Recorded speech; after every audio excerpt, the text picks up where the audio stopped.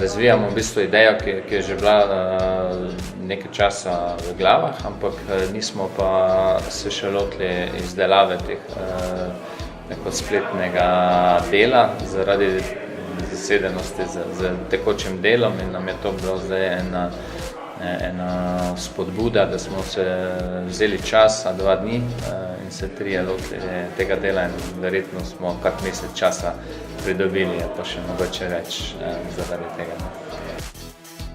Ja, zelo organizirano, predvsem smo dobili nekako malo bolj sistematičen pogled na to, kako se lotiti zadeve, če je veliko neznank na začetku pri projektih, ki se začenjajo razvijati.